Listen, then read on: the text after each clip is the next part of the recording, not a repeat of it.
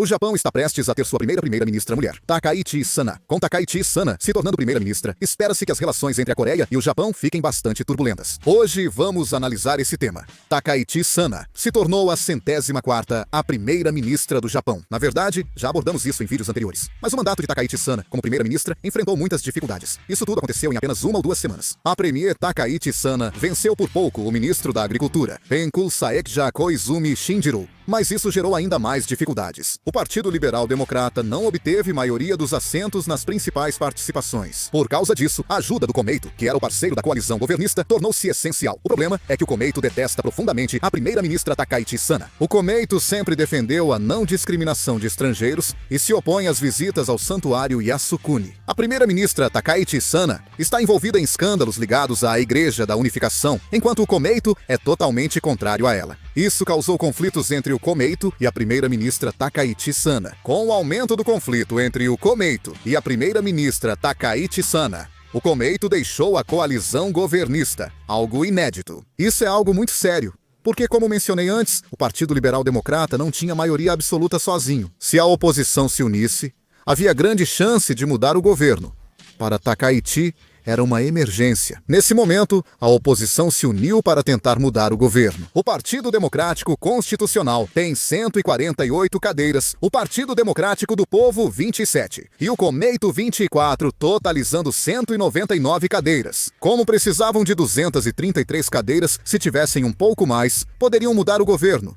Mas isso não ocorreu. Havia grandes divergências, pois o Partido Democrático Constitucional e o Partido Democrático do Povo tinham ideologias distintas. A Confederação dos Sindicatos do Japão apoia o Partido Democrático Constitucional, mas não gosta do Partido Democrático do Povo. Por causa disso, as negociações fracassaram desde o início. E o Shin do Japão se uniu ao Partido Liberal Democrata, ajudando Takaichi a obter a maioria dos votos. No Japão, o primeiro-ministro é escolhido pelo parlamento, sendo realizada uma votação separada na Câmara dos Deputados e na Câmara dos Conselheiros. Mas, se as pessoas escolhidas pela Câmara dos Deputados e pela Câmara dos Conselheiros forem diferentes, a votação da Câmara dos Deputados tem prioridade. Ou seja, quem vencer na Câmara dos Deputados se torna o primeiro-ministro. Atualmente, nas eleições da Câmara dos Deputados, o Partido Liberal Democrata tem 196 cadeiras e o Nippon e Shin Nukai tem 35 cadeiras. Somando todas as cadeiras da Câmara dos Deputados, são 231, o que é um pouco menos que a maioria, que seria 233 cadeiras, faltando apenas 2. Há relatos no Japão de que cerca de 4 independentes votarão na primeira-ministra Sanae Takaichi. Com a oposição dividida, Sanae Takaichi tornou-se a primeira mulher primeira-ministra do Japão. Ela foi eleita presidente do Partido Liberal Democrata e 17 dias depois virou primeira-ministra. Devemos observar a primeira-ministra Sanae Takaichi, conhecida como conservadora linha dura. Ela tem demonstrado uma postura extremamente rígida. Sanae Takaichi visita o santuário Yasukuni, onde há criminosos de guerra da Segunda Guerra ao menos 3 vezes por ano. O Komeito deixou a coalizão com o Partido Liberal Democrata devido às frequentes visitas de Sanae Takaichi ao santuário Yasukuni. Ele também é conhecido por declarações duras sobre Dokdo. Como ele vê a Coreia de forma mais negativa que o primeiro-ministro Ishiba, prevê-se que as relações entre Coreia e Japão piorem ainda mais. Claro,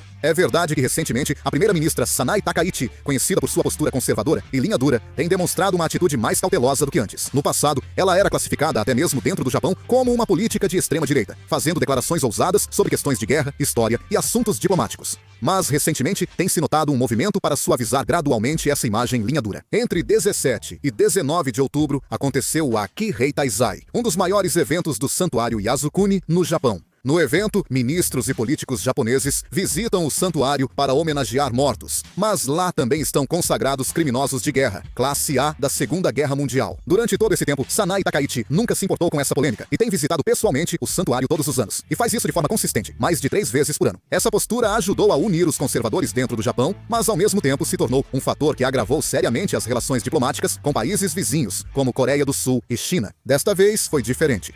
A primeira-ministra Takaichi não foi ao santuário, apenas enviou uma oferenda em dinheiro. Pode parecer uma diferença simples, mas politicamente é uma mudança significativa. Uma visita pessoal pode ser interpretada como um ato de exaltação aos criminosos de guerra, enquanto o pagamento de uma oferenda é visto como uma forma de mostrar intenção de respeito, mas ao mesmo tempo evitar atritos diplomáticos, sendo considerado uma espécie de solução de compromisso. A mídia japonesa destacou isso. Takaichi seguiu um caminho político pragmático. Agora dizem que ela faz cálculos diplomáticos de olho no cargo de primeira-ministra. Na verdade, a própria Takaichi está mostrando uma atitude diferente de suas declarações duras do passado. Quem antes via a visita ao santuário Yasukuni como orgulho nacional, agora, ao cogitar ser primeira-ministra, optou pelo pragmatismo. Especialistas veem essa mudança não apenas como uma tentativa de melhorar a imagem, mas como uma escolha estratégica essencial para a administração do governo. Atualmente, o Partido Liberal Democrata está em uma situação instável, sem conseguir garantir a maioria sozinho. E com a saída do parceiro de coalizão, o Partido Komeito, o apoio do centro tornou-se crucial. Há uma análise convincente de que Takaichi está deliberadamente evitando adotar uma postura rígida para minimizar a antipatia desse grupo. A comunidade internacional também observa de perto. Nos principais canais diplomáticos dos Estados Unidos e da Europa, também há uma atmosfera de observação para ver até que ponto Takaichi poderá conduzir uma diplomacia realista como primeiro-ministro. Ou seja, o pagamento da oferenda por Takaichi desta vez não foi apenas um ato de compromisso, mas tornou-se um evento simbólico que mostra a direção da futura administração do gabinete. Pode-se dizer que ele está deixando de ser um político focado apenas em ideologias, como era antigamente, e agora está se preparando para atuar como um verdadeiro gestor do poder. Devemos analisar as relações Coreia-Japão. O ex-primeiro-ministro Ishiba valorizava e mantinha boas relações com a Coreia. Se Takaichi virar primeiro-ministro, acho que o relacionamento pode piorar. O premier Takaichi já tem imagem negativa na Coreia por questões como Dokdo e visitas ao santuário Yasukuni. Como sua base é fraca e manter-se no poder é difícil, ele busca aumentar a popularidade, usando provocações contra a Coreia para ganhar aprovação.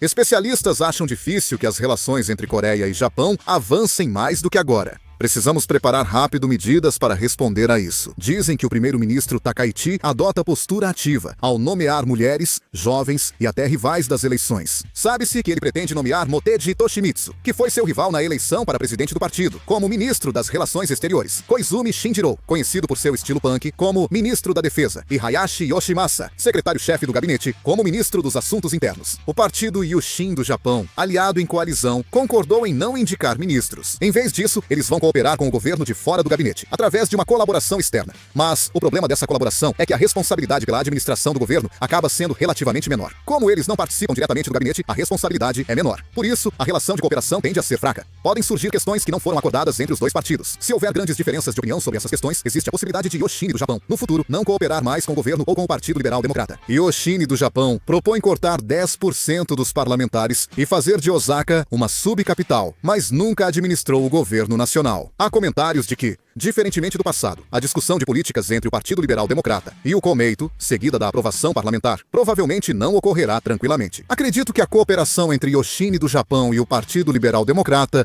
não vai durar. O Japão provavelmente se tornará ainda mais conservador. O conservadorismo e a tendência política do Japão não são recentes, mas a formação do gabinete Takaichi marcou a institucionalização clara desse caminho. O Partido Liberal Democrata do Japão manteve equilíbrio com o Partido Komeito por mecanismos de segurança. O Partido Komeito, de centro-direita e ligado à comunidade budista, atua como freio a políticas extremas como a xenofobia. No entanto, quando Takaichi foi eleito presidente do partido, o Komeito deixou a coalizão e se aliou ao Nippon Ishin no Kai, que tem uma postura ainda mais dura, mudando completamente a situação. O Nippon Ishin no Kai é visto como mais à direita que o Partido Liberal Democrata. Defendem rever a Constituição, formalizar as forças de autodefesa como o exército regular e aumentar o orçamento de defesa, propondo o fim do sistema do pós-guerra. Se partidos assim apoiarem o Partido Liberal Democrata, a política japonesa focará mais em segurança militar. Sem o Partido Komeito, que prioriza direitos humanos, paz e bem-estar social, não haverá mais força moderadora. De fato, a mídia e especialistas no Japão acreditam que, se o gabinete de Takaichi assumir, haverá um movimento forte para revisar a estrutura constitucional, especialmente as cláusulas que proíbem a guerra e impedem o país de manter forças armadas. Takaichi já afirmou que o Japão não pode se proteger só com direitos civis. Takaichi é visto como um dos mais conservadores do Partido Liberal Democrata,